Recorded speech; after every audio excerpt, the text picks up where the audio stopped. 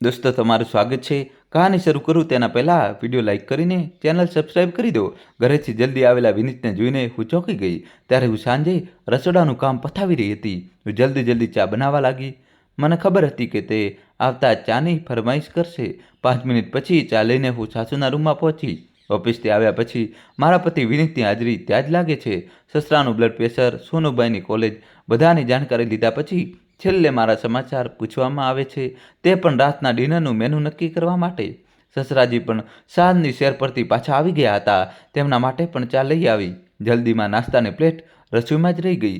સાસુ તરત જ બોલી ઉઠ્યા, "બહુ, એમની પૌવાની પ્લેટ ક્યાં છે?" ઓકે જવાબ આપું તે પહેલાં જ વિનીતનું ભાષણ શરૂ થઈ ગયું. "રેખા, 2 મહિના થઈ ગયા આપણા ઘરે આવ્યાને, પણ તું હજુ સુધી નિયમ કાયદા શીખી નથી." ગઈકાલે સાસુનો રૂમ સાફ નહોતો થયો તે પહેલાં સોનુના કપડાં પ્રેસ કરવાનું ભૂલી ગઈ હતી. સાસુએ બળતામાં ઘી હોમતા કહ્યું, "પારકા ઘરની છોકરીઓ છે. સાસરા અને પોતાનું ઘર ક્યાં સમજે છે?" હું મનમાં શોષીને રહી ગઈ. કંઈ કહેવાનો મોકો જ ના આપ્યો.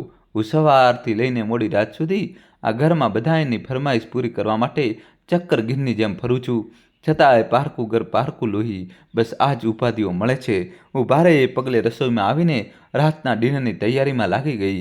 ખાવાનું તૈયાર કરી હું 2 પળ આરામ કરવા માટે મારા રૂમમાં જઈ રહી હતી તો સાસુ સસરાને પણ તેમના શ્રવણકુમાર દીકરા વિનીત સાથે ધીમા અવાજે વાતો કરતા જોયા. મારા પગ અટકી ગયા. ધ્યાનથી સાંભળતા ખબર પડી કે વિનીત 8 દિવસ માટે મુંબઈ ટૂર પર જઈ રહ્યા છે, એટલે આજે જલ્દી ઘરે આવ્યા હતા. મનમાં એક ટીસ થઈ કે જે સમાચાર સૌથી પહેલાં મને જણાવવા જોઈએ હતા તે વાતની મને હજુ સુધી ખબર જ નથી. હજુ 2 મહિના પહેલાં જ આંખોમાં સપના લઈને સાસરે આવી હતી, પણ પોતાનાપણું ક્યાંય દૂર સુધી દેખાતું નથી.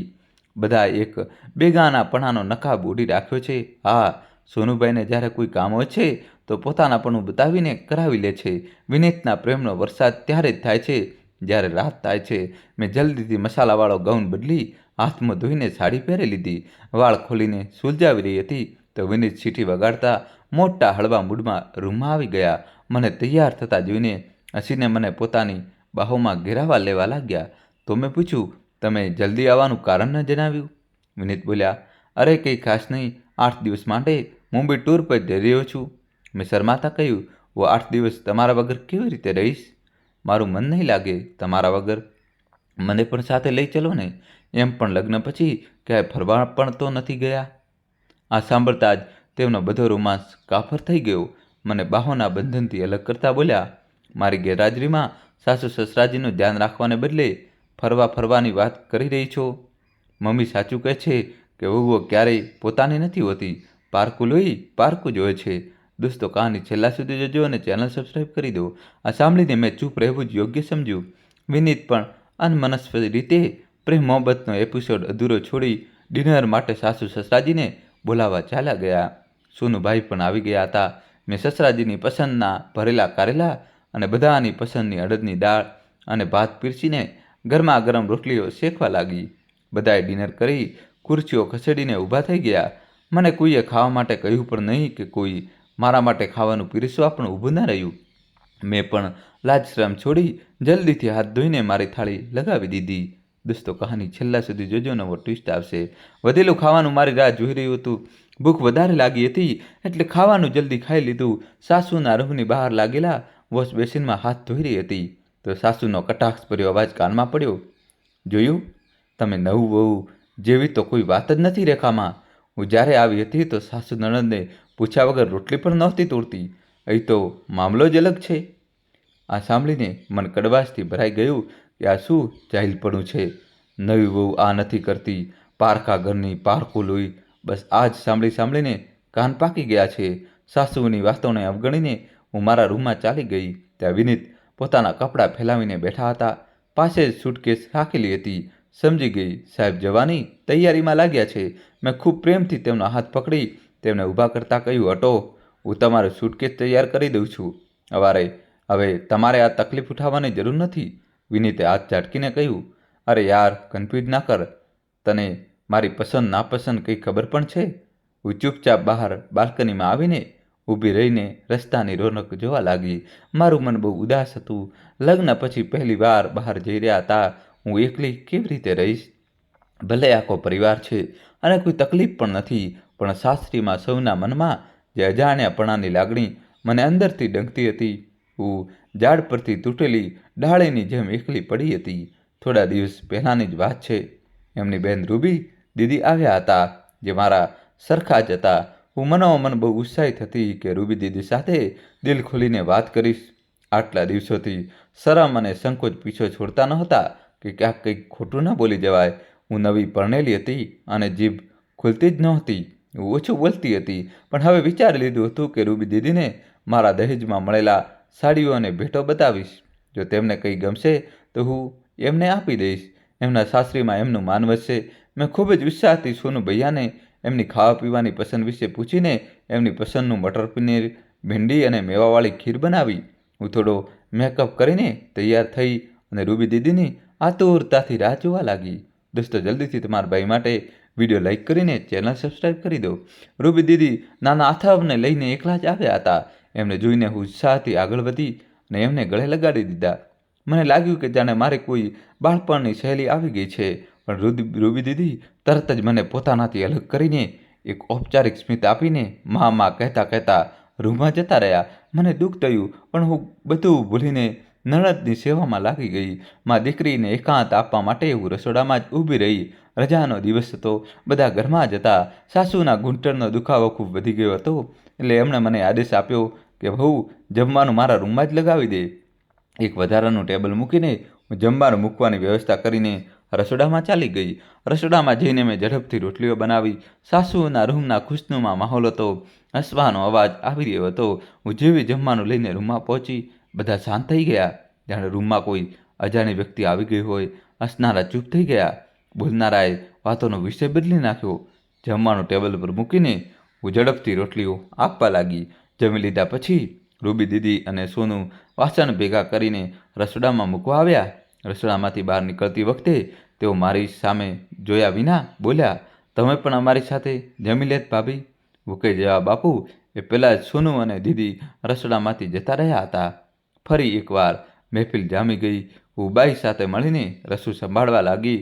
મને ખૂબ મન થતું હતું કે હું પણ એમની સાથે બેસું, ઘરના બીજા સભ્યોની જેમ હસી મજાક કરું, પણ ના તો મને કોઈએ બોલાવી અને ના તો મારી હિંમત થઈ. સાંજની ચા પછી રૂબી દીદી જવા માટે તૈયાર થઈ ગયા. સોનુ ઓટો લઈને આવ્યો. વિનીત અને સસરાજી આંગણામાં ઊભા રહીને દીદી સાથે વાતો કરી રહ્યા હતા. હું પણ ત્યાં જ પાસે જઈને ઊભી રહી. ઓટો આવતા જ હું ઝડપથી આગળ વધી, પણ દીદીએ માથે પલ્લું લીધું અને બાય કહીને ઓટોમાં બેસી ગયા. જોતજોતામાં ઓટો જતી રહી. હું ત્યાં જ સતબદ્ધ થઈને ઊભી રહી. જુદાઈના દર્દથી હું ખૂબ ઉદાસ હતી. સોનુનો અવાજ મને ફરી એકવાર વર્તમાનમાં પાછો ખેંચી લાવ્યો. સોનુએ કહ્યું, માયકાથી પપ્પાનો ફોન આવ્યો છે. મેં સોનુ પાસેથી મોબાઈલ લઈને પપ્પાના ખબર અંતર પૂછ્યા તો તેમણે જણાવ્યું કે 30મી માર્ચે તેમની રિટાયરમેન્ટનો કાર્યક્રમ છે અને તેમણે મને સહપરિવાર આમંત્રણ આપ્યું છે. દોસ્તો, કહાનીમાં હવે નવો ટ્વિસ્ટ આવશે. વિડીયો લાઇક કરી ચેનલ સબસ્ક્રાઈબ કરી દો. ત્યારે સસરાજીએ મારા પપ્પા પાસે ન આવી શકવા બદલ માફી માંગી અને મને એકલી મોકલવાની વાત કરી. નક્કી થયું કે સોનુ મને બસમાં બેસાડી દેશે અને ત્યાં બસ સ્ટેન્ડથી આકાશ મને લઈ લેશે. મારા પિયર જવાની વાત સાંભળીને મને તો જાણે ખુશીના પાંખ ફૂટી ગયા. પર ફેરા પછી હું પહેલીવાર ત્યાં એકલી રહેવા જઈ રહી હતી. હું પણ મારી સુટકેસ તૈયાર કરવા માટે ઉત્સુક થઈ રહી હતી.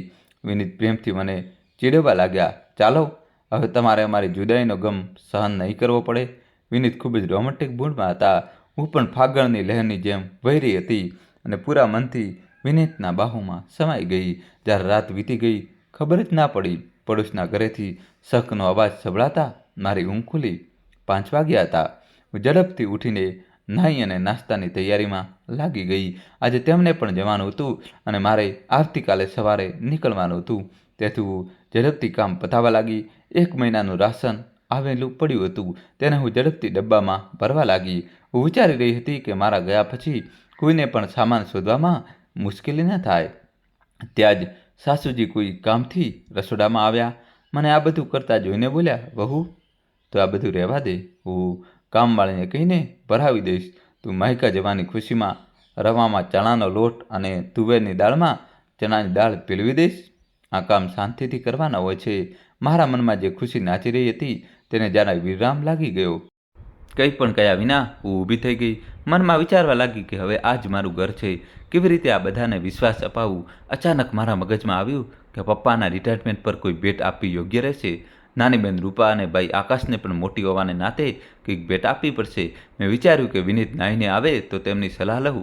આમ તો તેમના જવાબમાં 1 કલાક જ બાકી હતો. તેઓ મને ભેટની ખરીદી માટે સાથે તો આપી નહીં શકે, પણ શું આપવું તેની સલાહ જરૂર આપી શકશે. હું આતુરતાથી તેમની રાહ જોવા લાગી. વિનીત નાહીને બહાર નીકળ્યા તો ખૂબ જ ઝડપથી તૈયાર થવા લાગ્યા. તેમની ઉતાવળ જોઈને મને સમજાઈ નહોતું રહ્યું કે મારી વાત કેવી રીતે શરૂ કરું. જેવું તેઓ તૈયાર થયા, મેં તરત જ મારી વાત તેમની સામે મૂકી. સાંભળીને તેઓ ગુસ્સે થયા, બોલ્યા, "અરે રેખા, તું પણ મારા નીકળવાના સમયે આ બધી વાતોમાં મને કેમ નાખી રહી છે? આ સમયે હું ભેટ આપવા લેવાની વાતો સાંભળવાના મૂડમાં નથી. તું જાણે અને તારા પપ્પાનું રિટાયરમેન્ટ," એમ કહીને પોતાનો પલ્લો ઝાટકીને ઊભા થયા અને સાસુના રૂમમાં જતા રહ્યા. જતાં જતાં પોતાની સુટકેસ પણ લઈ ગયા, એટલે કે ત્યાંથી જ વિદાય થશે. હું ઝડપથી નાસ્તો લઈને ગઈ. મારા મનના ઉત્સાહ પર વિનીતની વાતોએ પાણી ફેરવી દીધું હતું. મને લાગ્યું કે જતા સમયે વિનીત મને થોડા રૂપિયા જરૂર આપશે, પણ નાસ્તો કરીને તરત જ ગાડીમાં આવી ગઈ. "સારું, બાય રેખા," કહીને તેઓ ગાડીમાં બેસી ગયા. દોસ્તો, કહાની છેલ્લા સુધી જોજો, નવો ટ્વિસ્ટ આવશે. વિડીયો લાઇક કરી દો. હું નિરાશ થઈને ઊભી જ રહી ગઈ. વિચારવા લાગી કે ભેટો માટે પૈસા ક્યાંથી લાવવું? જેના પર હક હતો તે તો અવગણીને ચાલ્યો ગયો. સાસુ સસરા પાસેથી પૈસા માગવામાં શરમ અને સ્વાભિમાન આડખીલી બની ગયા. અચાનક યાદ આવ્યું કે વિદાય વખતે વિદેશવાળા ફોઈએ મારા હાથમાં થોડી નોટો મૂકી હતી, જે મેં જોયા વિના જ પેટીના તળિયે મૂકી દીધી હતી. જલ્દીથી રૂમમાં જઈને પેટી શોધવા લાગી. એક સાડી ખંખેરતા જ થોડી નોટો નીચે પડી, જાણે કુબેરનો ખજાનો હાથ લાગી ગયો હોય. પણ ગણતરી કરી તો નિરાશાએ ઘેરી લીધી. ફક્ત 3000 જ હતા. તેમાં સારી ભેટો લેવી મુશ્કેલ હતું. સોનુભાઈને હિંમત કરીને સાથે આવવા માટે આજાજી કરી તો તે માની ગયા, પણ બોલ્યા, "ભાભી, તમારું બજેટ કેટલું છે? તે પ્રમાણે હું તમને દુકાને લઈ જાઉં." જ્યારે મેં ધીમા અવાજે કહ્યું કે 3000 છે, ત્યારે સોનુભાઈએ વ્યંગમાં હસીને કહ્યું, "ભાભી, તો પછી તમે ફૂટપાથવાળા પાસેથી જ ખરીદી કરી લો." દોસ્તો, કહાની છેલ્લા સુધી જોજો અને ચેનલ સબસ્ક્રાઈબ કરી દો. અમુક ફૂટપાથવાળા મને બોલાવવા લાગ્યા તો મેં થોડા કપડાં જોવાનું શરૂ કર્યું. કપડાં ખરેખર ચલાવી લેવા તેવા હતા.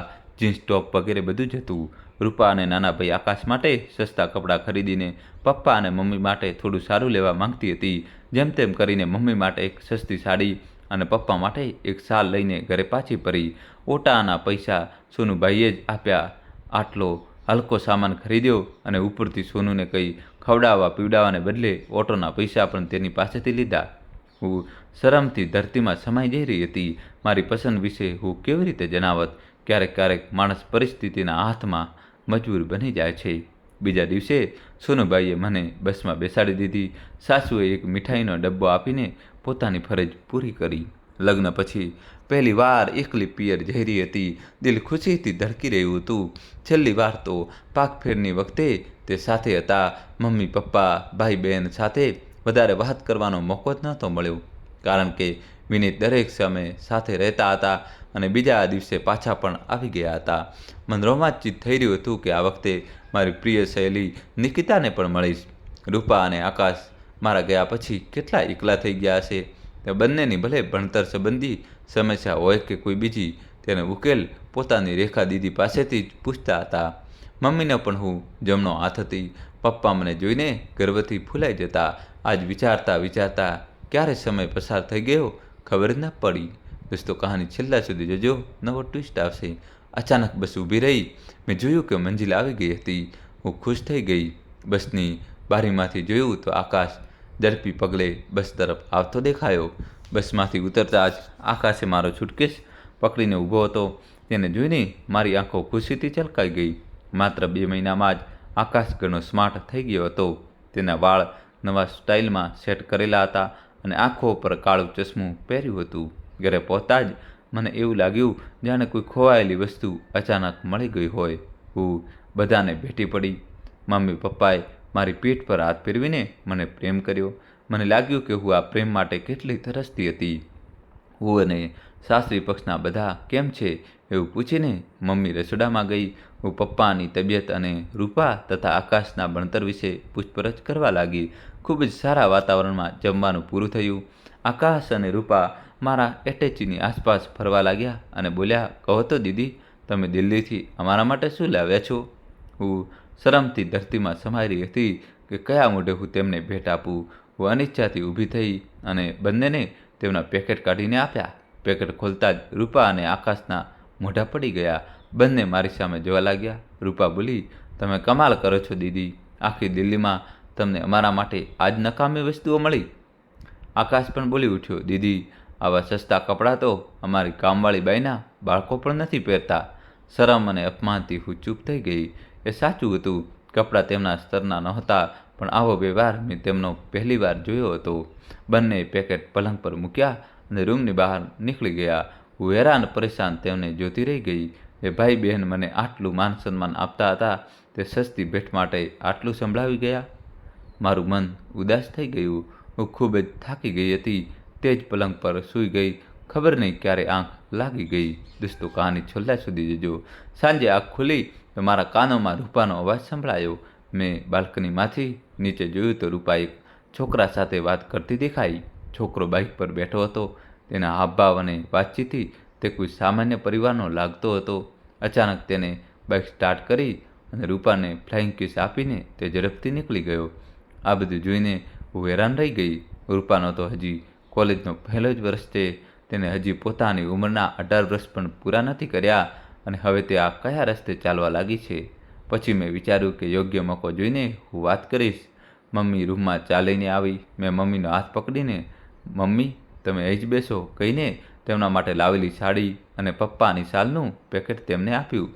મારી આંખો શરમથી ઝૂકેલી હતી. તેમણે સાડી અને શાલને આમ તેમ ફેરવીને જોયું. પછી બોલ્યા, આની શું જરૂર હતી? હમણાં જ તારા પપ્પાએ નિવૃત્તિ વખતે મોંઘી સાડીઓ અપાવી છે અને પછી પેકેટ ત્યાં જ મૂકીને રસોડામાં જતા રહ્યા.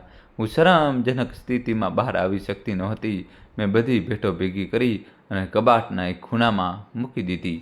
બધું સામાન્ય હોય તેવો દેખાવ કરતા હું મમ્મી પાસે રસોડામાં ગઈ. મને જોતા જ મમ્મી બોલ્યા, અરે, તું રૂમમાં જ આરામ કર, અહીં ક્યાં ચાલી આવી? હવે તો તું અમારી મહેમાન છે. આ સાંભળીને મારી આંખો છલકાઈ ગઈ. હું મોઢું ફેરવીને વાસણોને આમ તેમ ગોઠવવા લાગી. મને તે દિવસો યાદ આવવા લાગ્યા જ્યારે હું રસોડામાં જતી ત્યારે મમ્મી આશ્વસ્ત થઈને બહાર નીકળી જતી અને થોડીવાર આરામ કરી લેતી. કાલે તો માસીઓ, કાકીઓ, ફોઈઓ બધા મહેમાનો આવી જશે તો પછી મમ્મીને જરાય ફુરસદ નહીં મળે.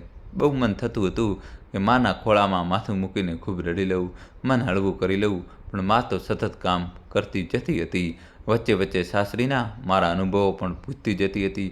મને જે કાંઈ સૂઝ્યું એ હું જવાબ આપતી ગઈ. મમ્મીએ રસોડામાં પડેલું સ્ટૂલ મારી તરફ ખસેડ્યું અને બોલી, થાકી જઈશ બેટી, જા. એમનો આ મહેમાનો જેવો વ્યવહાર મારા હૃદયમાં કાંટાની જેમ ખૂંચી રહ્યો હતો. બીજા દિવસે ખૂબ જ હલચલ હતી. ઘરમાં ખૂબ જ રોનક હતી. બધાના કેન્દ્રમાં હું હતી. બધા સાસરીના અનુભવો, પતિ અને ઘરવાળાઓના સ્વભાવ વિશે પૂછી રહ્યા હતા. હું મનમાં દુઃખ છુપાવીને ગોખલા જવાબો આપતી જતી હતી.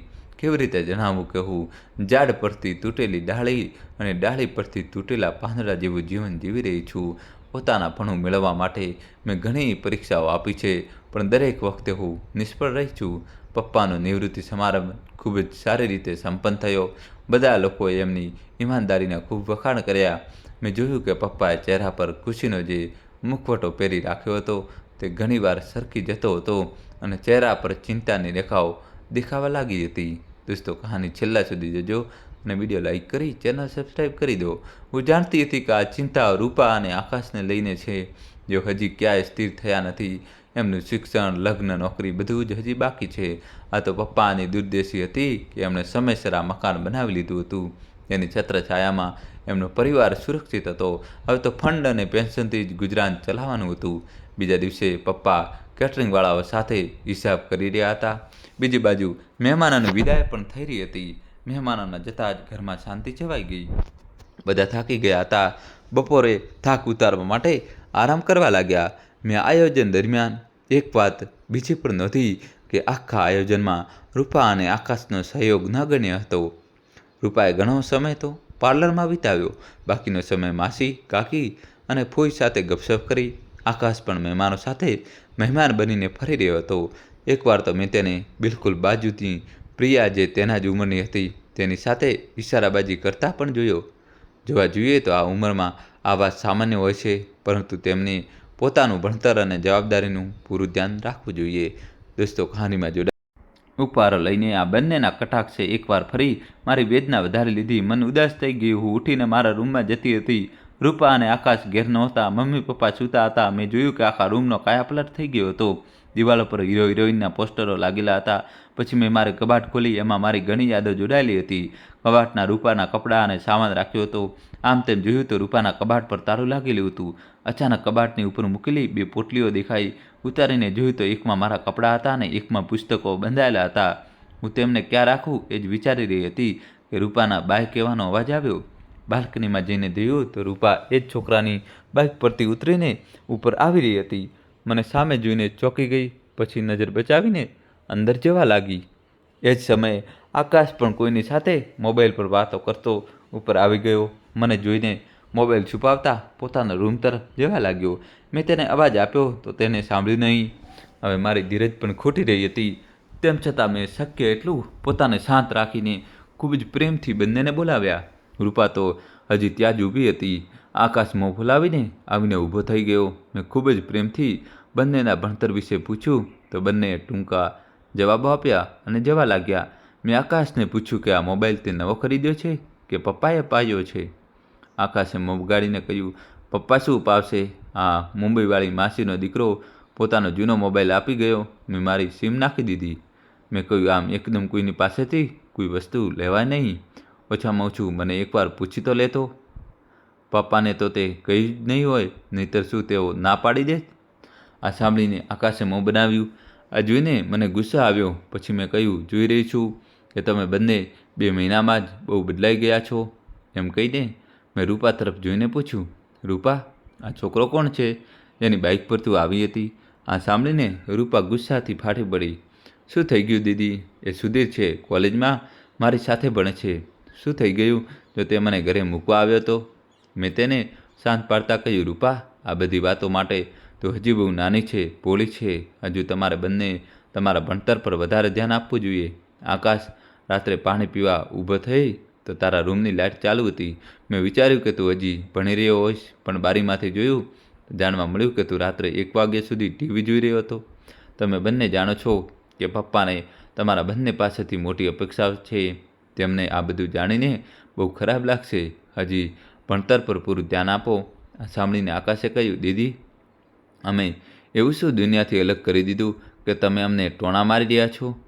રૂપા બોલી, અમને આ નકામી રોકટોક પસંદ નથી. હવે તમારો આ બહેનજી પણ અમારા પર ન થોપો. તમારા સાસરે જઈને આ રોફ બતાવજો. હું આ બધું સાંભળીને સતબત થઈ ગઈ કે શું આ એ જ રૂપા અને આકાશ છે જે દરેક કામ મને પૂછીને કરતા હતા. બંને ગણિત અને અંગ્રેજીમાં બહુ નબળા હતા. હું મારું ભણતર પૂરું કરીને બંનેને રાત્રે 1-2 વાગ્યા સુધી ભણાવતી હતી. ત્યારે જ માંડ પાસ થવા જેટલા નંબર મેળવી શકતા હતા. હું તેમની આદર્શ હતી. હવે બધાનો મોટો અવાજ સાંભળીને મમ્મી દોડતી આવી. અમને બધાને ઝઘડતા જોઈને હેરાન થઈ ગઈ. મને પૂછવા લાગી કે શું વાત થઈ? હું કંઈ બોલું તે પહેલાં જ રૂપા ચીસો પાડવા લાગી. શું થવાનું છે મમ્મી? રેખા દીદી જ્યારથી આવી છે અમારી જાસૂસી મિલ છે. ક્યાં જઈએ છીએ, શું પહેરીએ છીએ, અમારા કયા કયા મિત્રો છે, અમારી નાની નાની ખુશીઓ તેમનાથી સહન નથી થઈ રહી. ત્યારે આકાશે કહ્યું, મમ્મી, જમાનો બદલાઈ રહ્યો છે, અમે પણ બદલાઈ રહ્યા છીએ. તેમને અમારાથી શું પરેશાની છે સમજાતું નથી. મારો આટલો અપમાન થતો જોઈને મમ્મી ગુસ્સે થઈ ગઈ. મારો હાથ ખેંચતા બોલી, ચાલ અહીંથી. શા માટે ચોધરાણી બની રહી છે? હવે તું તેમની ચિંતા છોડી દે અને તારું સાસરું જો. મને કોઈને કંઈ કહેવાનો મોકો જ ના આપ્યો. હું અપમાનિત થઈને ઊભી હતી. અવાજ સાંભળીને પપ્પા પણ આવી ગયા. કશું પૂછ્યા વિના મારા ગંભીર પપ્પા મારો હાથ પકડીને તેમના રૂમમાં લઈ ગયા. અપમાને મારા મોં પર ચૂપકી દીધું, તાળું મારી દીધું હતું. પપ્પાએ પણ મને આ ઘટનામાંથી બહાર આવવાની તક આપી. તેઓ ચૂપ રહ્યા.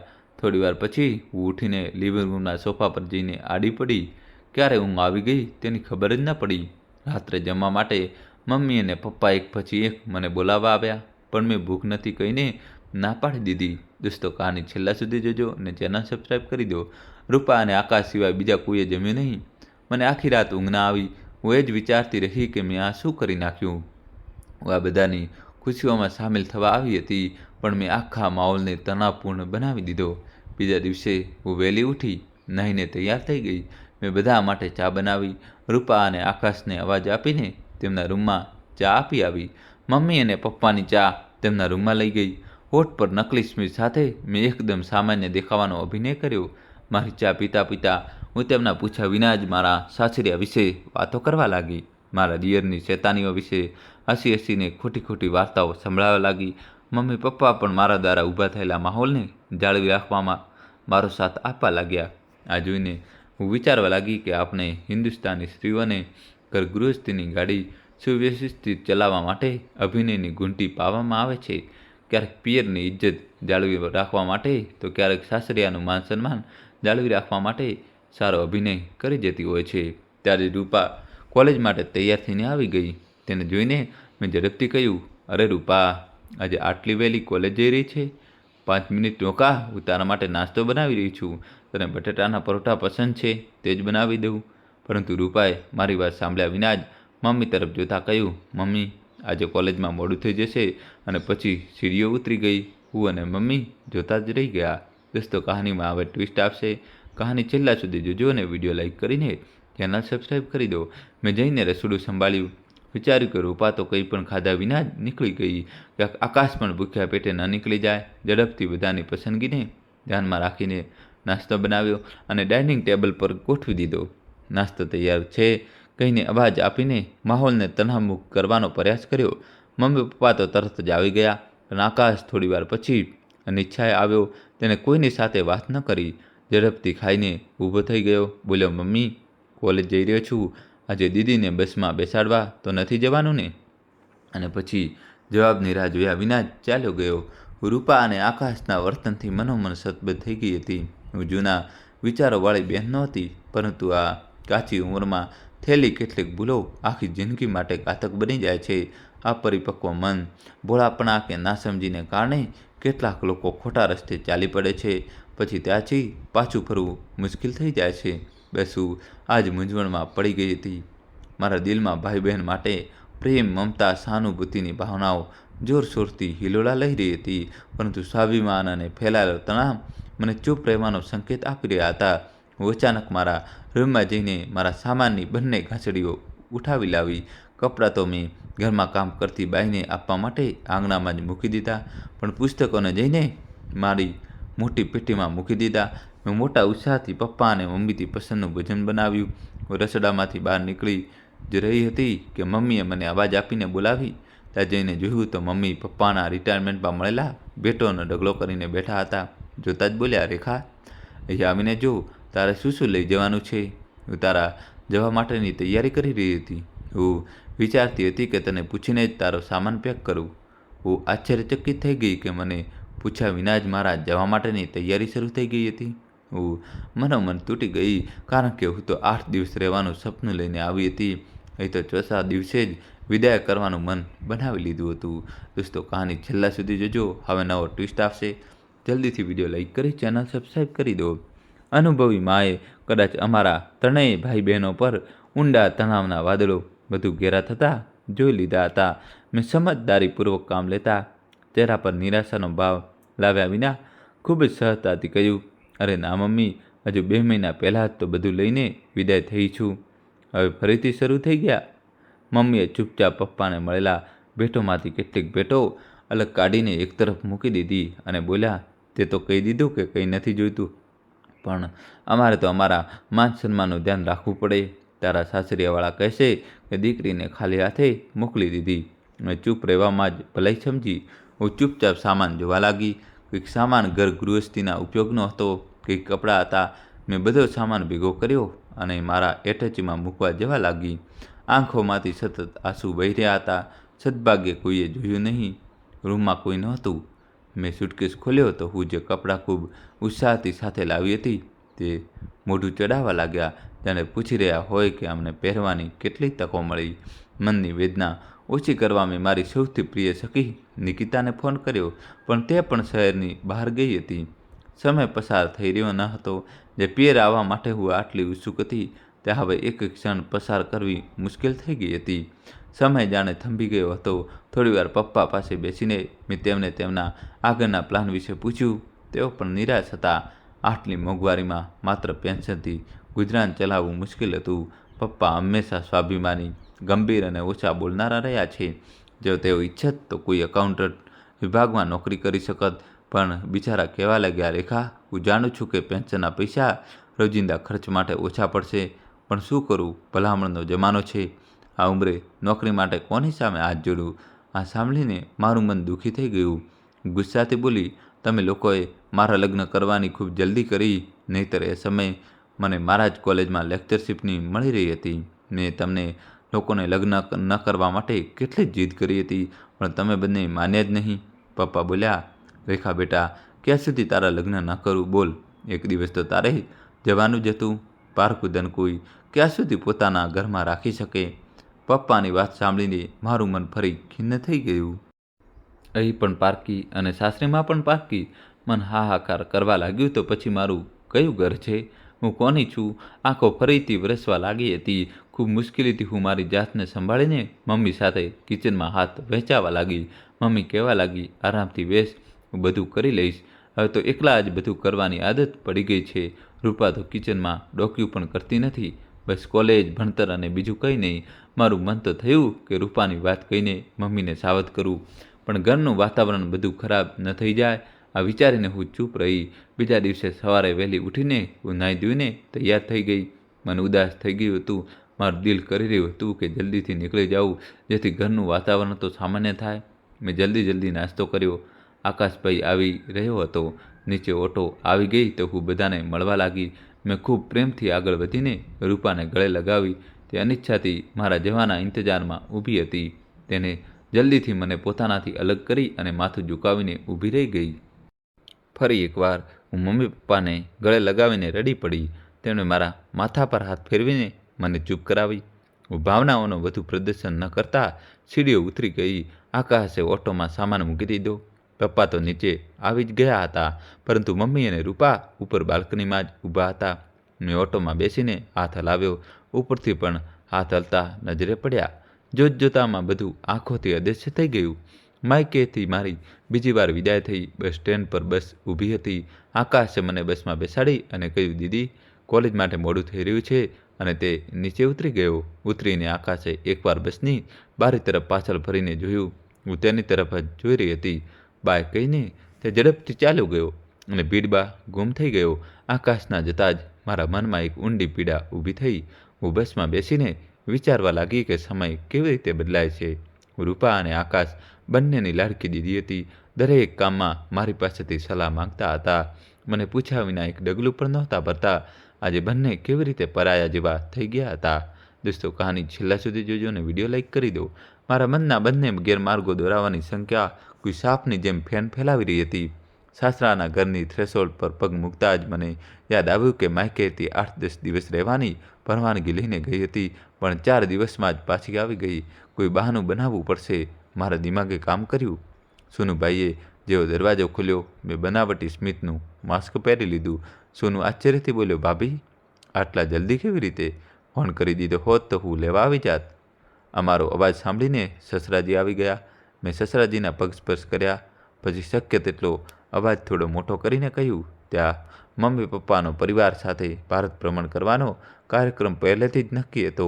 તેઓ બધા મારી સાથે આવવા માટે વિનંતી કરી રહ્યા હતા, પણ મેં તો ના પાડી દીધી. તેથી જલ્દી આવવું પડ્યું. હું ઈચ્છતી હતી કે અંદર રૂમમાં બેઠેલા સાસુજી પણ સાંભળી લે, જેથી મારે વારંવાર જૂઠું ન બોલવું પડે. આમ તો મારું મન આ જૂઠું બોલવા બદલ ઠપકો આપી રહ્યું હતું. અંદર જઈને સાસુજીને પણ મળી. તેમણે જણાવ્યું કે રૂબી અહીં જ હતી, ગઈકાલે જ ગઈ છે. હકીકતમાં થોડા દિવસ પછી તેની બાળપણની સહેલીના લગ્ન છે. તે પાડોશમાં જ રહે છે, તેથી તે લગ્નમાં સામેલ થવા માટે 2-3 દિવસ માટે ફરી આવશે. હું થોડીવાર સસરાજી અને સાસુજી પાસે બેસી રહી. તેઓ રિટાયરમેન્ટના કાર્યક્રમ વિશે પૂછતા રહ્યા. કોઈએ ચા તો શું પાણી પણ ન પૂછ્યું. મારું માથું થાક અને તણાવથી ફાટી રહ્યું હતું. પછી કિચનમાં જઈને બધા માટે ચા બનાવીને લાવી. ચા પીને થોડી તાજગી અનુભવી અને રાતના ભોજનની તૈયારીમાં લાગી ગઈ. 2 દિવસ પછી તેઓ પણ મુંબઈથી પાછા ફર્યા. તેમનું કામ પણ ત્યાં જ જલ્દી પૂરું થઈ ગયું હતું. વિનીત પણ મને જલ્દી પાછી આવેલી જોઈને આશ્ચર્યચકિત થઈ ગયા. મેં મનમાં ઊભી થતી પીડાને દબાવતા બળજબરીથી સ્મિત કરતાં કહ્યું, મને ત્યાં તમારી આવવાની સુગંધ આવવા લાગી હતી, તેથી દોડતી પાછી આવી. તેઓ પણ મૂડમાં આવી ગયા. મને પકડવા દોડ્યા તો હું હસતા હસતા કિચનમાં ઘૂસી ગઈ. જિંદગી ફરી જૂના ઢંગ પર ચાલવા લાગી. હું વારંવાર સાસરામાં પોતાના પણાનો પુરાવો રજૂ કરવાની કોશિશ લાગી રહેતી અને સાસરાવાળા તે પુરાવાઓને ખોટા સાબિત કરવાના પ્રયાસમાં રહેતા. આજ કરતાં થોડો સમય અને વીતી ગયો. 2 દિવસ પછી રૂબી દીદી આવવાના હતા. તેમના પતિ વ્યસ્ત હતા. તેમને લગ્નમાં વરયાત્રાના સમયે સામેલ થવાનું હતું, પરંતુ રૂબી દીદી બધા કાર્યક્રમોમાં સામેલ થવા માંગતા હતા, તેથી 2 દિવસ પહેલાં જ આવી રહ્યા હતા. રૂબી દીદીના આવવાથી ખબરથી ઘરમાં ઉત્સાહથી લહેર ફેલાઈ હતી. તેમની સહેલીના પરિવારવાળા નિમંત્રણ પત્ર આપવા આવ્યા તો વારંવાર બધાને લગ્નમાં સામેલ થવાની વિનંતી કરી રહ્યા હતા. સાસરી શહેરની અંદર જ હતી, તેથી રૂબી દીદી સાંજે જ ઓટોથી આવી ગઈ. અથર્વ પણ સાથે હતો અને ઘણો સામાન પણ ઘરમાં. હું અને સાસુ જતા. હું રસોડામાં કામ કરી રહી હતી ત્યારે રૂબી એકલી જ બધો સામાન અંદર લઈ આવી. તે શૈલીના લગ્નમાં સામેલ થવા માટે આવી હતી, તેથી ખૂબ સારા મૂડમાં હતી. મેં આગળ વધીને તેમને ગળે લગાવ્યા. તેમણે ફરી પહેલાંની જેમ જ સ્મિત આપ્યું અને પોતાની જાતને મારાથી અલગ કરીને સાસુ પાસે જતી રહી. બીજા દિવસે બપોરથી સંગીતનો કાર્યક્રમ હતો. મને લાગ્યું કે રૂબી મને પણ સાથે લઈ જશે, તેથી હું ઝડપથી કામ પતાવવા લાગી. અચાનક સાસુમાનો અવાજ આવ્યો, વહુ, મારો અને રૂબીનો ખોરાક ન બનાવતી, અમારું જમવાનું ત્યાં જ થશે. હું આહટ થઈ ગઈ. હું નવી પરણેલી વહુ, પણ મને તો કોઈ પણ કામને લાયક સમજતું નથી. નિરાશ થઈને કામ કરવા ગઈ ત્યાં અચાનક રૂબી દીદીના જોરથી રડવાનો અવાજ આવવા લાગ્યો. હું ડરી ગઈ કે શું થયું, ક્યાંક અથર્વે તો વાગ્યું નથી ને? હું લોટવાળા હાથે ઝડપથી ધોઈને અંદર રૂમ તરફ દોડી. અંદર જઈને જોયું તો રૂબી દીદી પોતાનો સામાન વેરવિખેર કરીને રડી રહ્યા હતા. સાસુમાં બેગ ખોલીને કંઈક શોધી રહ્યા હતા. પૂછવા પર ખબર પડી કે રૂબી દીદીની એક બેગ કદાચ ઉતાવળમાં ઓટો રિક્ષામાં જ છૂટી ગઈ હતી. તેમાં તેમના ઘરેણાં પણ હતા. આ સાંભળીને મને ખૂબ દુઃખ થયું. હવે તો ઓટો ચાલકની ઈમાનદારી પર જ આશા રાખી કે કદાચ પોલીસ સ્ટેશનમાં જમા કરાવી દે અથવા ઘરે આવીને પાછા આપી જાય. રૂબીને ન તો ઓટોનો નંબર યાદ હતો, ન તો ચાલકનો ચહેરો. તેનાથી પરેશાની વધી ગઈ. ઘરમાં ગાઢ તણાવ છવાઈ ગયો હતો. સસુરજીને પણ ઓફિસથી બોલાવી લીધા હતા. બંને પોલીસ સ્ટેશનમાં રિપોર્ટ લખાવવા ગયા, પણ ત્યાં જઈને પણ કોઈ એવી દિલાસો ન મળ્યો જેનાથી તણાવ ઓછો થાય. દીકરીનું માયકે આવીને ઘરેણાં ગુમાવી દેવા માયકેવાળા માટે ખૂબ બદનામીનું કારણ હતું. વિનેત અને સુનુ બંને મળીને દીદીને દિલાસો આપી રહ્યા હતા. રૂબી દીદી એક જ વાત બોલી રહી હતી કે સસુરાલ જઈને શું મોઢું બતાવીશ. સાસુ ઓટોવાળાને કોસી રહ્યા હતા. હું અને સસુરજી બંને લાચાર થઈને ઊભા હતા. તે દિવસે કોઈએ જમ્યું નહીં. મેં ઘણી મુશ્કેલીથી અથર્વને દૂધ અને બિસ્કિટ ખવડાવ્યા. બીજા દિવસે સાંજ સુધી ન તો પોલીસ સ્ટેશનમાંથી કોઈ ખબર આવી, ન તો ઓટો ચાલકનું જ કંઈ ખબર પડી. બધા નિરાશ થઈ ગયા હતા. મને રૂબી દીદીની હાલત જોઈને ખૂબ દુઃખ થઈ રહ્યું હતું. કેટલા ઉત્સાહથી લગ્નમાં સામેલ થવા આવી હતી અને કેવી પરેશાનીમાં ફસાઈ ગઈ. જો ક્યારેય માયકે જઈને મારી સાથે આ ઘટના થઈ જાત તો આ વિચારીને હું મનોમન કાંપી ગઈ. મારા મનમાં પણ વિચારોની ગડમથલ ચાલી રહી હતી કે કેવી રીતે રૂબી દીદીની પરેશાની દૂર કરું.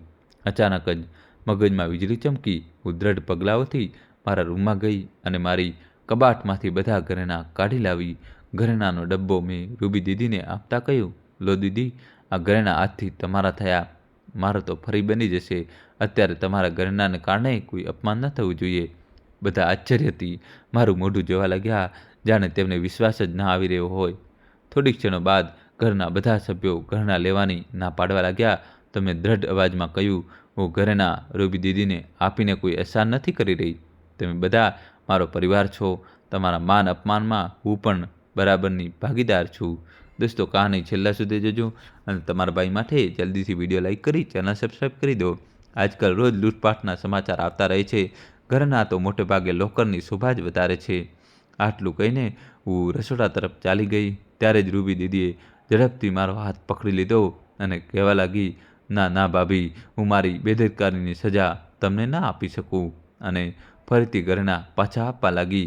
આ વખતે મેં તેમને અથર્વનો વાસ્તો આપીને ઘરેના લઈ લેવા કહ્યું.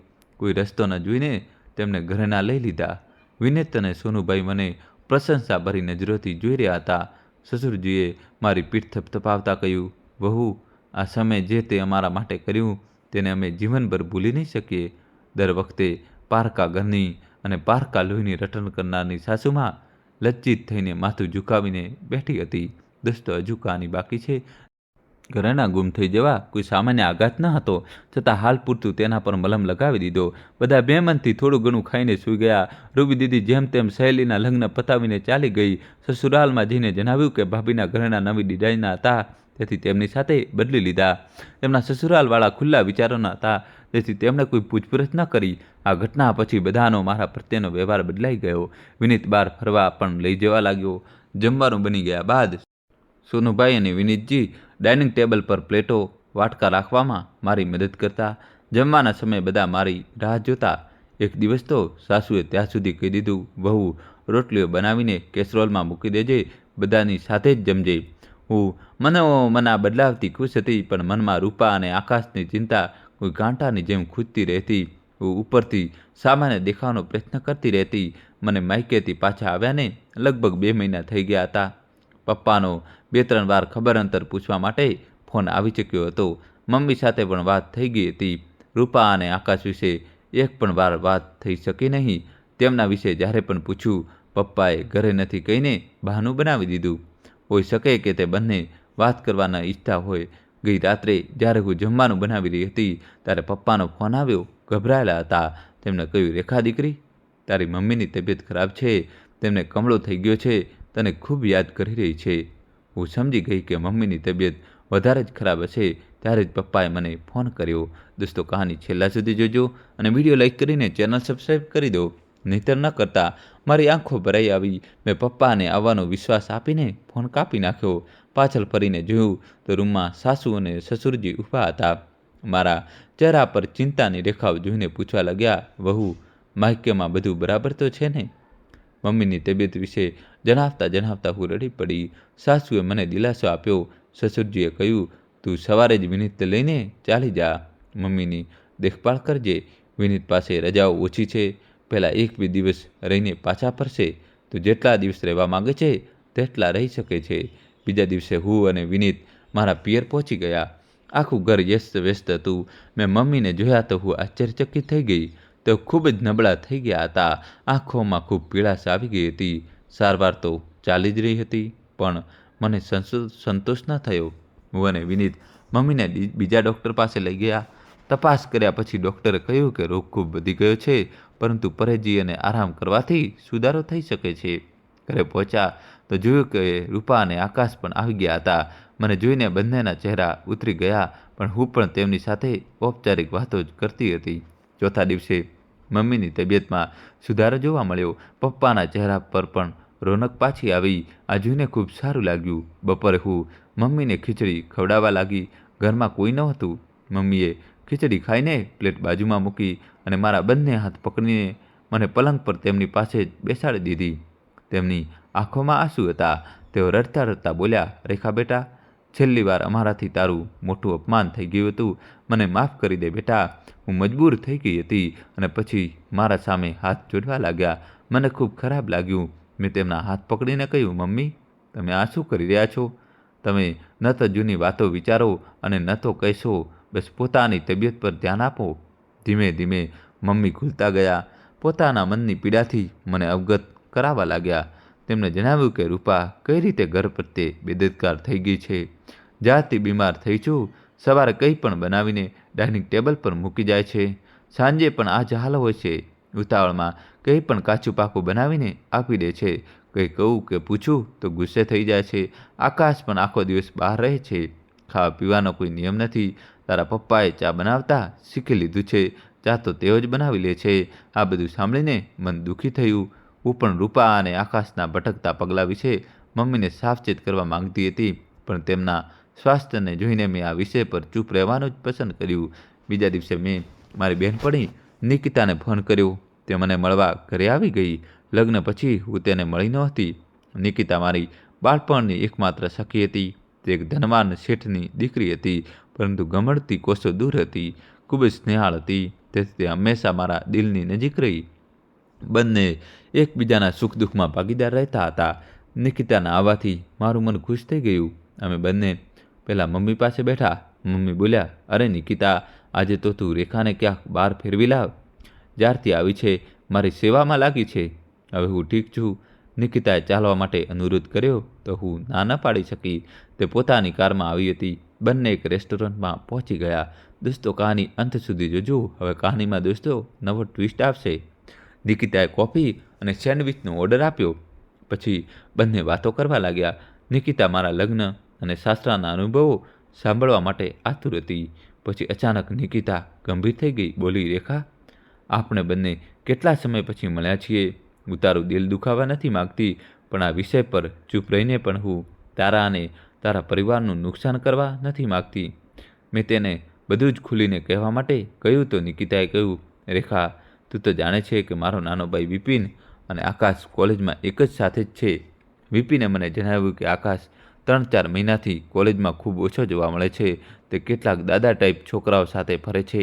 પ્રોફેસર તેને ઘણીવાર ચેતવણી આપી ચૂક્યા છે. મને લાગે છે કે તેને અત્યારે ન રોકવામાં આવે તો તે ખોટા રસ્તાઓ પર આગળ વધી જશે. પછી ત્યાંથી પાછા ફરવું મુશ્કેલ થઈ જશે. મેં નિકિતાનો આભાર માન્યો અને બોલી, તે મને સાચા સમયે સાવચેત કરી દીધી. આકાશ સાથે આજે જ વાત કરું છું. વાત નીકળી એટલે મેં નિકિતાને રૂપા વિશે પણ બધી વાત કહી દીધી.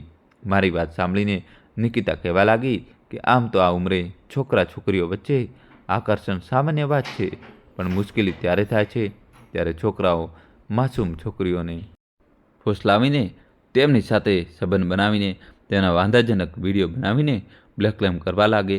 મેં કહ્યું કે બસ નિકિતા, મને આ જ ચિંતા કોરી ખાય છે. રૂપા સાંભળવા તૈયાર જ નથી. શું કરવું? અમે હજી વાતો જ કરી રહ્યા હતા કે અચાનક મારી નજર સામેના ટેબલ પર પડી. ત્યાં એક યુવક અને એક યુવતી હાથમાં હાથ નાખીને જ્યુસ પી રહ્યા હતા. તેઓ ધીમે ધીમે વાતો કરી રહ્યા હતા. મને લાગ્યું કે મેં આ છોકરાને ક્યાંક જોયો છે.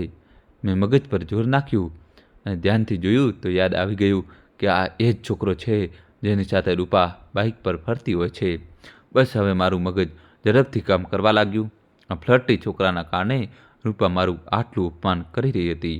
દોસ્તો, કહાની છેલ્લા સુધી જોજો અને જલ્દીથી ચેનલ સબસ્ક્રાઈબ ન કરી હોય તો સબસ્ક્રાઈબ કરી દો. મેં ઝટપટ એક પ્લાન બનાવ્યો અને નિકિતાને સમજાવ્યું. નિકિતા વોશરૂમ જવાના બહાને તે બંનેની પાસે જઈને ઊભી રહેશે અને હું સમય બગાડ્યા વિના મોબાઈલથી તેમનો ફોટો લઈ લઈશ. જો તે જોડી સચેત થઈ જાય તો હું કેમેરાનો ચહેરો નિકિતા તરફ કરીને તેને પોઝ આપવાનું કહેવા લાગીશ. પોતાની આસપાસની હલચલથી બેખબર તેઓ એક જ ગ્લાસમાં જ્યુસ પીવામાં વ્યસ્ત હતા. મેં ઝડપથી ફોટા લીધા અને અમે બંને રેસ્ટોરન્ટમાંથી બહાર આવી ગયા. ઘરે રૂપા અને આકાશ પણ આવી ચૂક્યા હતા. આકાશ તો નિકિતાને ઘરે આવેલી જોઈને આશ્ચર્યચકિત થઈ ગયો, પણ રૂપા નિકિતાને ખૂબ પસંદ કરતી હતી એટલે તે નિકિતાને ખૂબ પ્રેમથી મળી. એકબીજાના ખબર અંતર પૂછીને રૂપા બધા માટે ચા બનાવવા ગઈ. થોડીવાર રોકાઈને આકાશ તક જોઈને કોચિંગ ક્લાસના બહાને બહાર જવા લાગ્યો તો નિકિતાએ ઝડપથી તેનો હાથ પકડી લીધો અને બોલી, કેમ? હું આટલા દિવસો પછી આવી છું, મારી સાથે વાત નહીં કરે? રેખા, સાસરે ગયા પછી હવે હું જ તારી દીદી છું. તું તારા મનની વાત મને કહી શકે છે. આ કહેતા કહેતા તે આકાશને અલગ રૂમમાં લઈ ગઈ. નિકિતાએ આકાશને સમજાવ્યું કે તારી હરકતોથી તારું કરિયર તો ખરાબ થશે જ, પણ ઘરના માન સન્માન પર પણ ડાઘ લાગશે. તારા માતા પિતા તારી પાસેથી કેટલી આશાઓ રાખી રહ્યા છે. આકાશ માથું ઝુકાવીને બધું સાંભળતો રહ્યો. નિકિતાએ આગળ કહ્યું, તું કાલથી નિયમિત કોલેજ જા. તે છોકરાઓ સાથે મળવાનું બંધ કર. જો આમાં કોઈ પણ સમસ્યા આવે તો પ્રોફેસર પાસે જતો રહેજે. તેઓ મારા કઝિન છે, દરેક રીતે તને મદદ કરશે. હા, હવે તારી બધી પ્રવૃત્તિઓ પર ધ્યાન પણ રાખવામાં આવશે. યાદ રહે, તારી રેખા દીદી એ જ કોલેજમાં ટોપર રહી ચૂકી છે.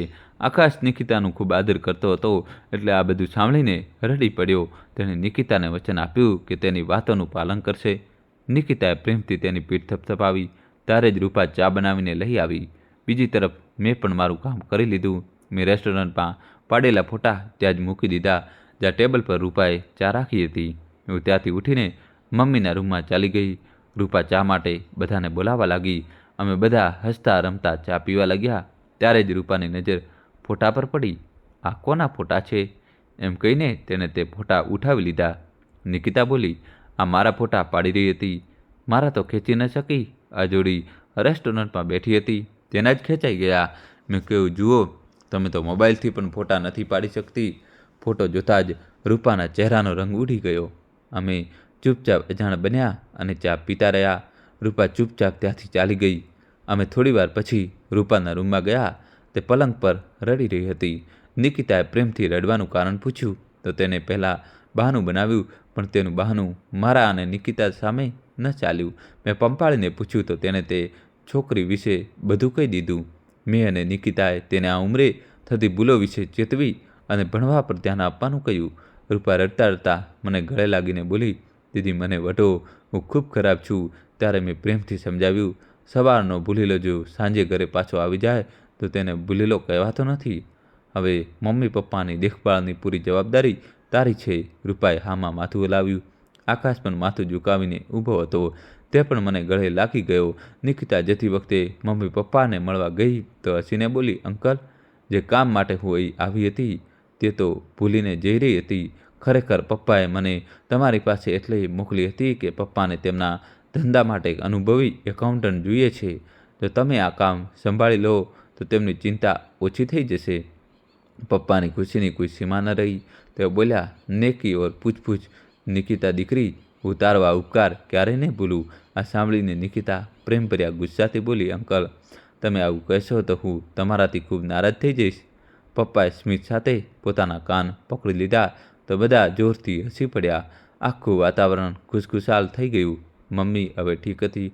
રૂપાએ પણ ઘરના કામકાજમાં ધ્યાન આપવાનું શરૂ કરી દીધું હતું. મેં પણ સાસરે પાછા ફરવાની ઈચ્છા વ્યક્ત કરી. આ વખતે આકાશ મને સાસરે મૂકવા જઈ રહ્યો હતો. બીજા દિવસે હું જવા પહેલાં મમ્મી પપ્પાના રૂમ પાસેથી પસાર થઈ રહી હતી તો મને તેમની વાતચીત સંભળાઈ.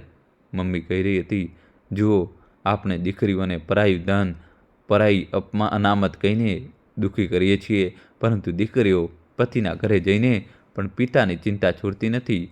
પપ્પા હસીને બોલ્યા, તે એ કહેવત નથી સાંભળી કે દીકરા પોતાના ત્યાં સુધી રહે છે જ્યાં સુધી ન હોય વાઈફ, અને દીકરીઓ ત્યાં સુધી સાથે રહે છે જ્યાં સુધી હોય છે લાઈફ. આ સાંભળીને હું પણ હસી પડી. બીજા દિવસે હું પિયરથી વિદાય લઈને સાસરે આવી ગઈ. બધા મારા અને આકાશથી ખૂબ પ્રેમથી મળ્યા. વિનીતે આકાશને આખી દિલ્હી ફેરવી અને ઘણી ભેટ આપી. રૂબી દીદી પણ આકાશને મળવા આવી. આકાશ ખૂબ જ સારા મૂડમાં વિદાય થયો. સાસુના ઘૂંટણના દુખાવા માટે હું એક તેલ લઈ આવી. તેણીએ માલિશ કરીને સાસુ અને સસરાના રૂમમાંથી બહાર નીકળી તો સસરાજીનો અવાજ સંભળાયો. વહુઓ તો પ્રેમની ભૂખી હોય છે. જ્યાં સુધી તેમને પારકા ઘરની પારકા લોહીની કહેતા રહીશું, તેઓ સાસરીમાં પોતાની જગ્યા કેવી રીતે બનાવી શકશે? સાસુ બોલ્યા, સાચું કહો છો. વિનીતના પપ્પા, તે પોતાના માયકાનું બધું છોડીને આપણા સહારે આવે છે અને આપણે તેમને અપનાવવામાં પાછળ રહીએ છીએ. આ નાદનીઓ તમે જ સૌથી વધુ કરી છે, સસરાજીએ કહ્યું તો સાસુએ શરમથી માથું ઝુકાવી લીધું. મિત્રો, વાર્તા અહીં જ પૂરી થઈ ગઈ છે. જો તમને વાર્તા પસંદ આવી હોય તો તેને લાઈક કરો, કોમેન્ટ કરો. જો નવા છો તો ચેનલને પણ સબસ્ક્રાઈબ કરી લો. મળીએ આગલી નવી વાર્તા સાથે. તમારો ખૂબ ખૂબ આભાર. દોસ્તો, કોમેન્ટ્સમાં તમારે તમારા ભાઈ માટે જય શ્રી કૃષ્ણ લખવું જ પડશે. જલ્દીથી લખી લો અને વિડીયો લાઈક કરીને ચેનલને સબસ્ક્રાઈબ કરી દો. દોસ્તો, જલ્દીથી તમારા ભાઈ માટે જય શ્રી કૃષ્ણ લખી દો. ખૂબ ખૂબ આભાર, દિલથી આભાર, ખૂબ ખૂબ ધન્યવાદ.